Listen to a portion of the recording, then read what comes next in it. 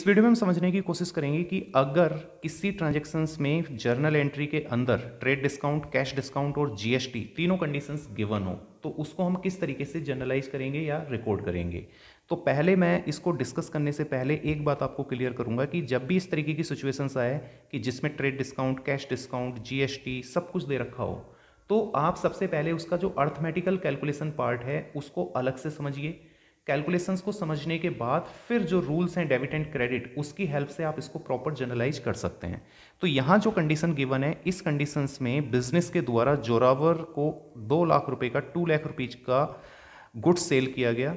अब बिजनेस क्योंकि सेलर है तो बिजनेस सेल कर रहा है, तो बिजनेस यहाँ पे इसको 10% ट्रेड डिस्काउंट दे रहा है जोरावर को, और उससे फिर सेल करते वक्त सीजीएसटी और एसजीएसटी 9% ले रहा है। साथ में जोरावर जो बिजनेस को वापस पेमेंट कर रहा है तो वो चेक की फॉर्म में, बैंक की फॉर्म में 50% कर रहा है, और उसके साथ जोरावर बिजनेस से 2% का कैश डिस्काउंट भी ले रहा है। तो यहां हम एक काम करते हैं, जो हमारा टोटल सेल है इस सेल को 2 पार्ट में डिवाइड कर देते हैं, क्योंकि इसमें आधा पेमेंट जोरावर के द्वारा जिसको बिजनेस ने सेल किया है बैंक की फॉर्म में किया गया है और आधा पेमेंट उसने नहीं किया। तो इसको हम इजी बनाने के लिए एक काम करते हैं, 1 लाख रुपीज एमआरपी हम यहां पे लिख देते हैं। ये हमें पता है पढ़ने के बाद कि ये कैश में टैकल होगी, और 1 लाख रुपीज़ हम मान के चलते हैं क्योंकि आधा पेमेंट उसने नहीं दिया, क्योंकि यहाँ पे लिखा हुआ है कि received half the amount by a cheque immediately and allowed 2% cash discount. इसके बाद जब आप ये सेल करते हैं एज ए बिजनेस, तो सामने वाले को ट्रेड डिस्काउंट देते हैं 10%। तो ट्रेड डिस्काउंट में हम ये नहीं देखते कि कैश है क्रेडिट है, तो फ्लैट दे दिया जाता है। ट्रेड डिस्काउंट कैश और क्रेडिट दोनों ही कंडीशंस में अलाउ भी किया जा सकता है और रिसीव्ड भी हो सकता है। तो 10% मतलब 10,000 इधर कम किया आपने और 10,000 इधर कम किया। तो अब आप जो सेल कर रहे हैं एक्चुअल ट्रेड डिस्काउंट के बाद वाला जो अमाउंट है उसी को काउंट करेंगे। तो ये है 90,000। अब क्या होता है कि जोरावर जो है आपको 50% ये वाला पेमेंट कैश में दे रहा है, तो इसका मतलब कैश मतलब बैंक की फॉर्म में दे रहा है, तो यहां आप इसको 2% कैश डिस्काउंट देंगे, तो माइनस अलाउ करेंगे आप यहाँ पे 2% कैश डिस्काउंट। 2% होता है 1800। तो इसके बाद अब जो आपको ये पेमेंट देगा वो देगा 88,200 बैंक की फॉर्म में।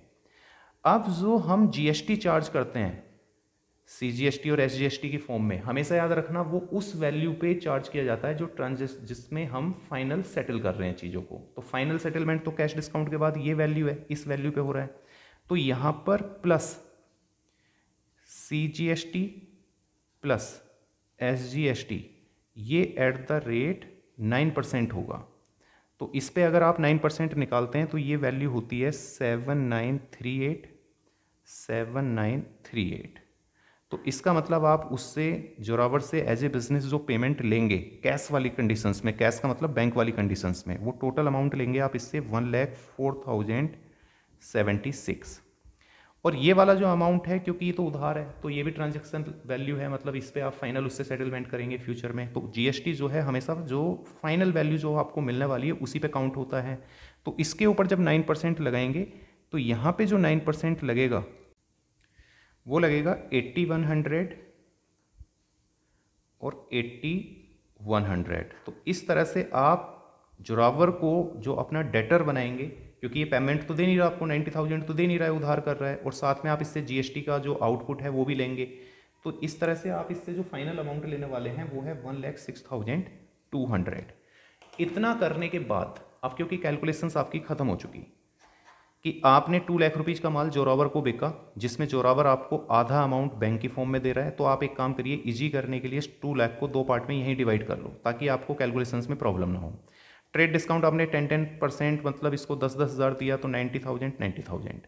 अब ये जब 90,000 आपको बैंक की फॉर्म में दे रहा है तो उस समय आपसे ये 2% कैश डिस्काउंट भी ले रहा है, तो 2% आपने इसको चलो कैश डिस्काउंट भी दे दिया। तो अब आप फाइनली इससे कितना पैसा लेने वाले हैं, फाइनल अमाउंट जिसको हम बोलते हैं, फाइनल अमाउंट आप इससे लेंगे 88,200। तो जो जीएसटी जो हमेशा याद रखना कैलकुलेट होता है वो हमेशा फाइनल अमाउंट पे होता है, डिस्काउंट सब प्लस माइनस करने के बाद, तो वो ये अमाउंट है। तो इस पे सीजीएसटी और एसजीएसटी 9% के हिसाब से आप इससे लेने वाले हैं 7,938।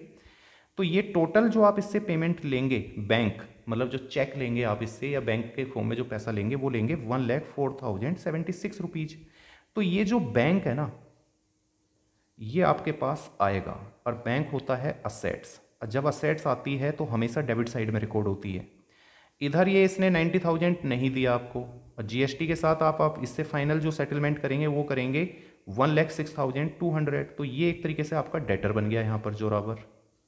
तो डेटर भी असेट्स होता है, तो ये जो असेट्स है ये भी आपकी डेबिट साइड में रिकॉर्ड होगी। इसके अलावा जब आप सेल कर रहे हैं तो सेल हमेशा जो ट्रेड डिस्काउंट के बाद वाली वैल्यू होती है वो हमेशा काउंट होती है। 90 मतलब 1,80,000 रुपीज़ की आप इसको फाइनली सेल कर रहे हैं, तो सेल अपने आप में रेवेन्यू होता है। अब जितना रेवेन्यू इंक्रीज करेगा समझ लीजिए कि ये क्रेडिट साइड में आएगा। तो अब जो आप यहाँ पे फाइनल एंट्री रिकॉर्ड करने वाले हैं वो एंट्री इस तरीके से रिकॉर्ड होगी यहाँ पर कि आप सबसे पहले जोरावर को बनाओ डेटर। तो मैं इस साइड में कर रहा हूँ ये एंट्री, डेबिट कितने रुपए से, ये बनेगा आपका 1,06,200 रुपीज़ से।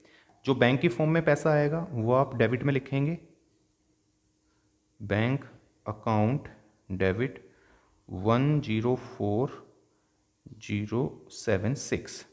दूसरा, ये जो जीएसटी का पैसा आप ले रहे हैं ये पैसा आपका नहीं है, ये पैसा है गवर्नमेंट का, तो ये गवर्नमेंट को पेबल है, तो ये इसलिए आप इसको लाइबिलिटी की तरफ लिखेंगे। तो इन सब का जब आप टोटल करेंगे तो ये अमाउंट हो जाएगा आपका to CGST output to SGST output. इसमें इन दोनों को अलग अलग प्लस करना है, मतलब CGST का अलग पेमेंट प्लस करेंगे, SGST का अलग पेमेंट जो है वो प्लस करेंगे। तो ये दोनों वैल्यूज जो आपकी निकल के आती हैं ये आती हैं 16,038।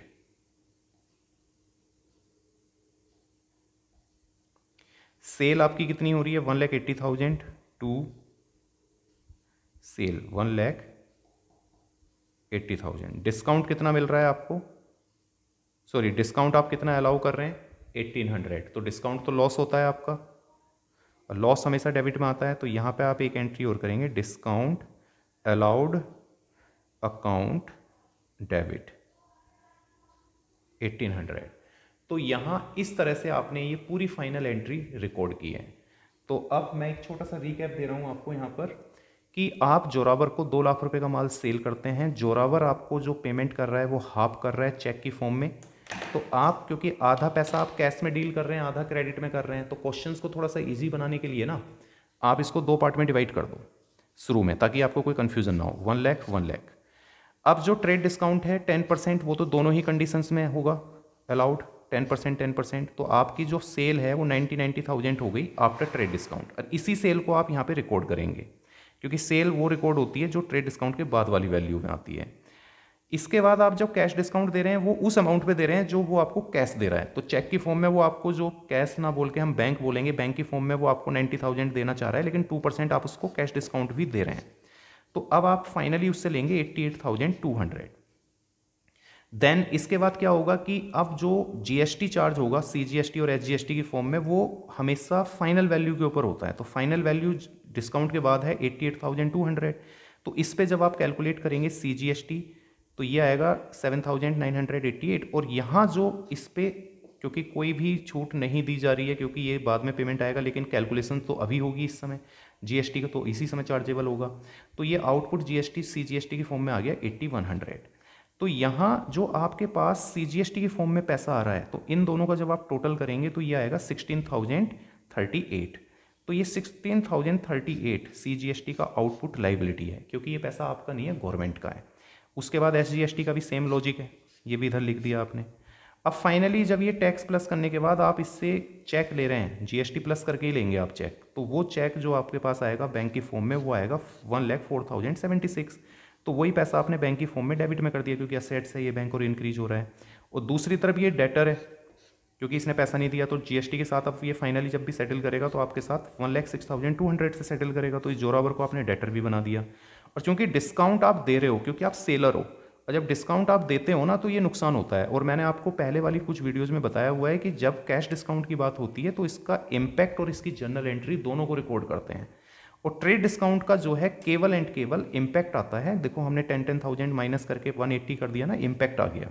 लेकिन कैश डिस्काउंट का इम्पैक्ट भी आया 18,000 कम करके, और साथ में इसकी जर्नल एंट्री भी आई। तो ये क्योंकि नुकसान है एक तरीके का, इसलिए इसको भी आपने डेबिट साइड में लिखा। तो इस तरह से हमने इस पूरी एंट्री को फाइनलाइज किया। तो आई होप सो कि आपको समझ में आई होगी। पेशेंसली आप इसको देखिए, अपने फ्रेंड्स के साथ भी शेयर करिए ताकि आपके फ्रेंड्स भी इससे फैसिलिटेट हो सकें। थैंक यू सो मच बच्चों।